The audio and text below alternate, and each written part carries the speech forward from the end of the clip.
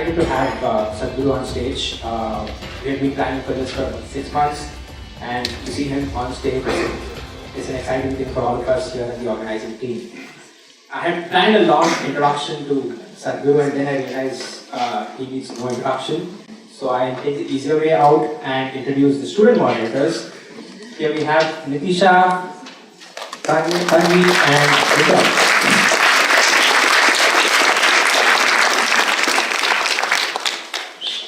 Nitisha and Vikram from the Harvard Kennedy School and Tanvi from the Harvard Business School. They're prepped up, all set, and here we go.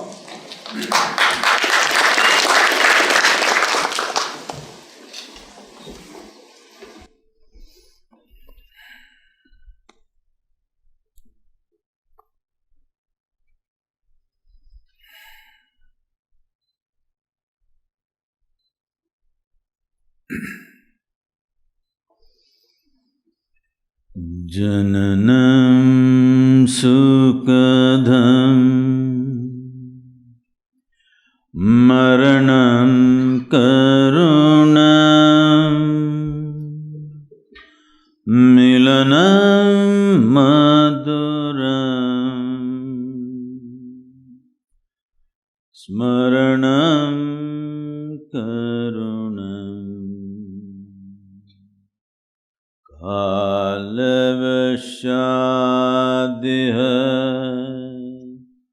Sakalam Karunam Samayadipate Akilam Karunam. Namaskaram, good morning to everyone. Huh? I said good morning. Please.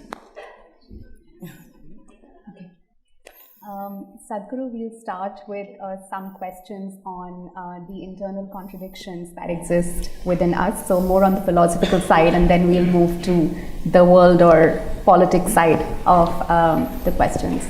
So our first question is that in the Bhagavad Gita, Lord Krishna advises us to keep putting in effort without being attached to the results.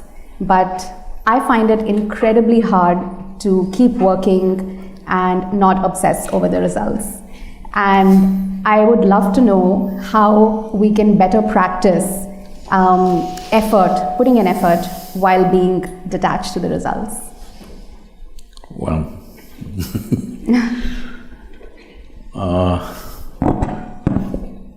I'm not in any way well studied about any scripture.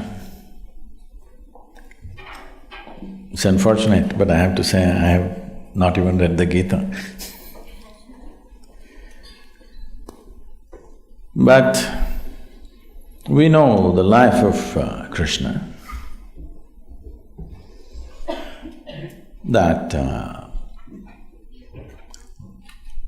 people think Krishna means butter, girls and flute. But you need to understand this. All these things happen only till he was 16 years of age. Till you're 16 years of age, well, some butter, some flute, how many girls till 16? I'm asking, practically.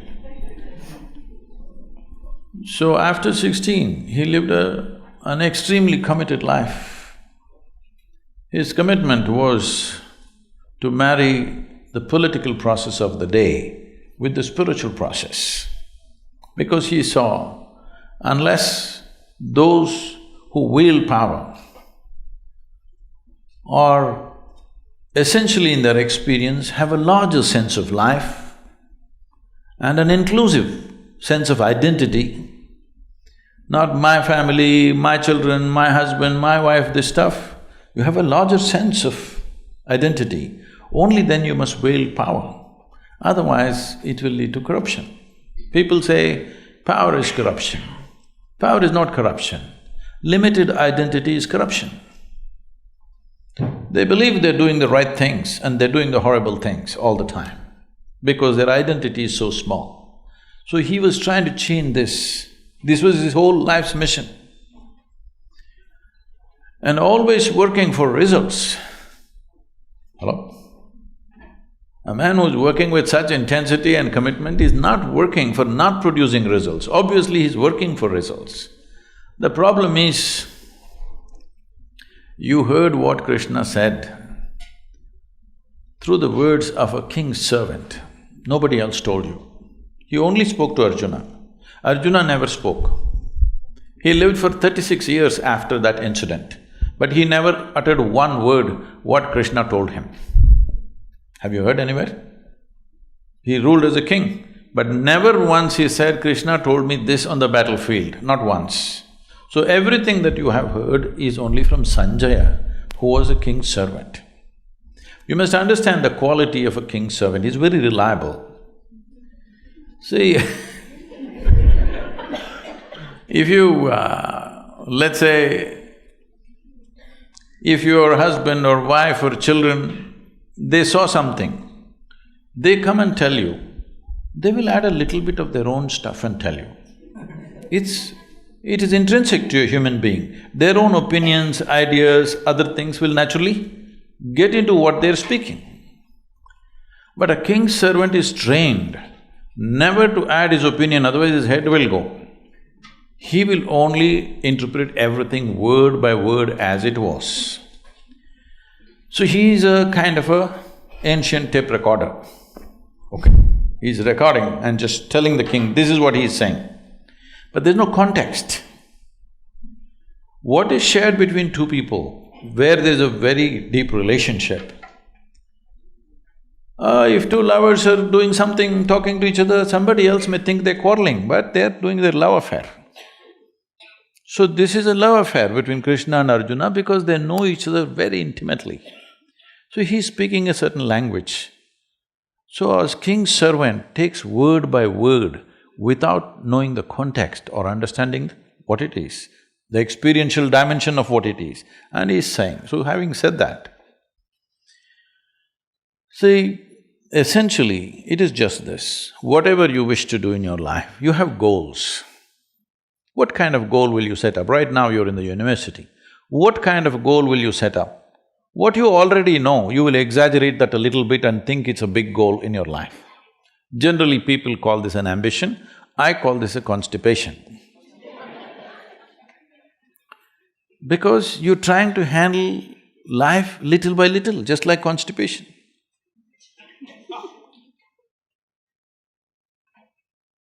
If you have a goal, your goal cannot be something absolutely new, it is only an exaggeration of what you already know, yes or no?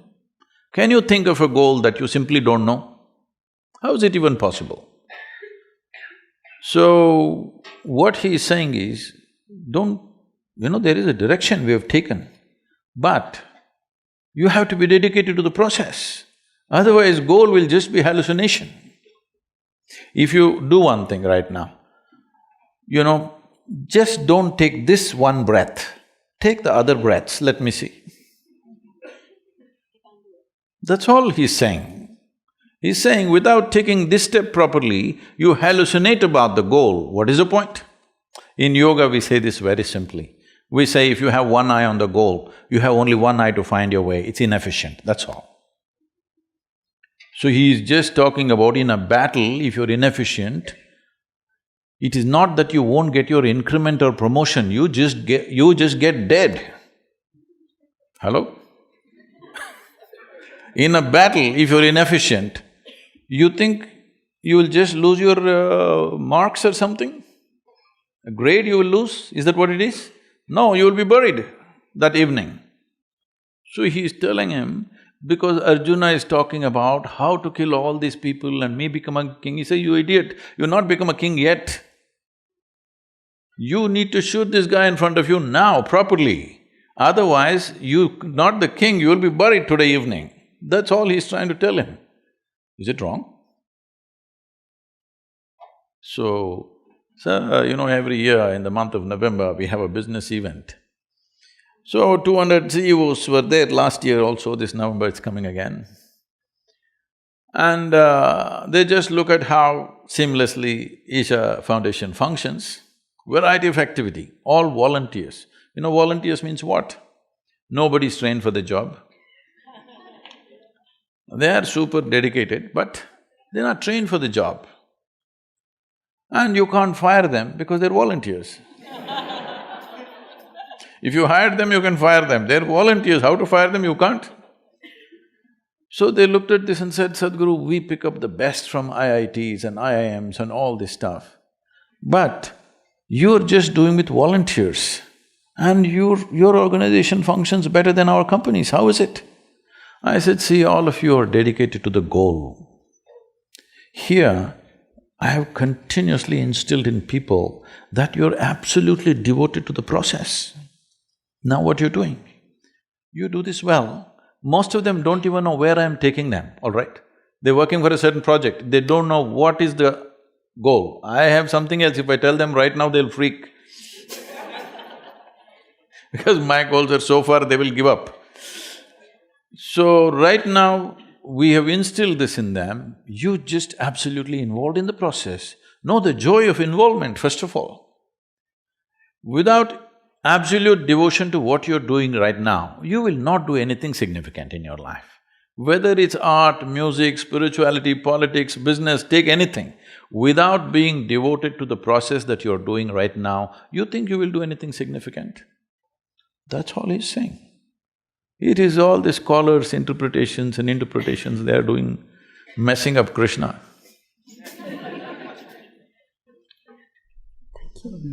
Taking forward the theme, Sadhguru Gade, about the process inside and work outside, when we look around the country today, we see so many problems affecting our fellow Indians: poverty, discrimination on the basis of religion, caste and inequality.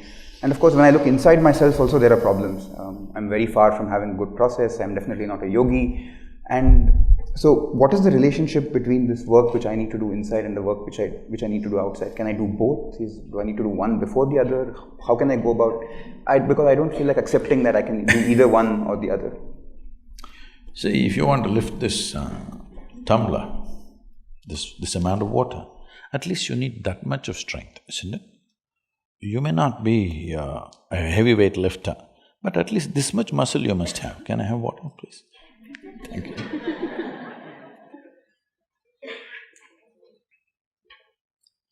If you don't have this muscle, even taking up this cup won't happen, isn't it? So tell me, preparing to do something, the preparation should be before or after? A whole lot of people think their spiritual process, they will start after they're 70 years of age, when they're no good for anything. If you understand spiritual process as a disability, then that's the way to go.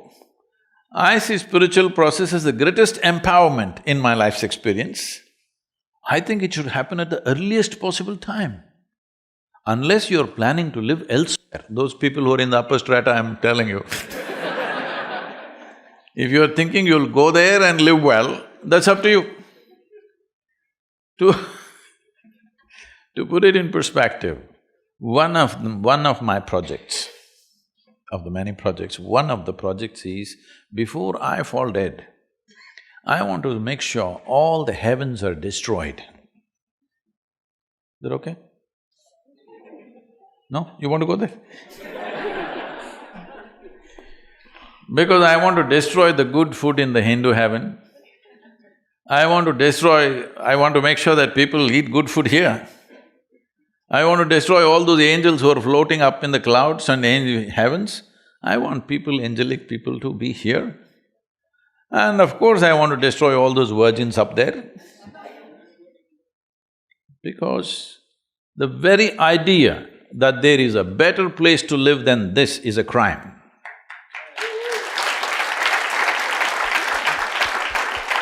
You want to make a hell out of this and go somewhere? So, this is the fundamental issue. The issue is just this, if you want to do something, what can you do? You can only do what you are. Can you do something more? Can you? You can stretch yourself, but still only what you are, isn't it? So is it not important that first you enhance what you are? If you enhance this, activity will naturally happen. Right now, this is one complaint I'm seeing, and I'm seeing even in the universities, people are going like this. We didn't walk like this when I barely went, but the little I went, we were… I'm seeing people are walking like this. It looks like they're practicing their last posture. See, the problems of life have not yet hit you, okay? When you're in the university, they have not yet hit you. It's a very protected atmosphere. All you have to do is read some dumb textbook and write something. I'm not trying to belittle the study, but I'm saying the real problems of life have not yet hit you, right? The true challenges have not come yet. Here only if you're overwhelmed by this, how the hell will you live in the world, I'm asking? How will you take up any big issue? I'm saying, if you are an issue by yourself, obviously you will not take up any big issue and try to bring solutions, isn't it? First and foremost thing you must do is, in your life, you are not the issue, never. I am not the problem in my life. There are problems and problems. How many we can solve, we will see. All of them will never be solved. But how many can we clear in our life is a big question. But if you yourself are a problem, you yourself being problem means, see, I'm just meeting people every day, 50, 60 years of age, still they've not figured how to handle their thought and emotion. When are you going to get it? I'm asking. See, these are very fantastic faculties that only human being has, right? No other creature can think like us, no other creature can emote like us. They're very limited stuff. Here it is so evolved, now you're suffering that immensely. If you don't learn how to handle your thought and emotion, you're already 30, 40, 50 years of age, when are you going to learn? Now, what is your lifespan? 1,000,000 years, is it? I didn't know. What is the lifespan in Harvard University? Is it not very important that by the time you're 12, 15 years of age, you know how to handle your thought and emotion? Otherwise, you're a bloody issue all the time. You don't need any outside issue. You just leave people alone by themselves. They are a big issue by themselves. When you're alone, if you're miserable, you're obviously in bad company, isn't it? Hello? So if you don't settle this, if you step out, well, you will go about blundering and messing around all the time. It looks like you're working for a solution, but when you are a problem, you'll only spread problems. It may look like a temporary solution. This is the reason why after 1,000 years, we're still talking about the same problems. Obviously, we've not solved it, isn't it? After 1,000 years, if human beings have the same problem, that's very stupid, isn't it so? Only the phones are getting smarter, you know. Phones are getting smarter by the day. See, if you have to call somebody, he's very smart. When do you do that? When you find him smarter than you. Yes or no? Only then you say, oh, he's very smart. So when you call a phone very smart, it's a statement. So can I do these things both together? Because enhancing yourself is a limitless process. It's not a graduation that's going to be over at one time.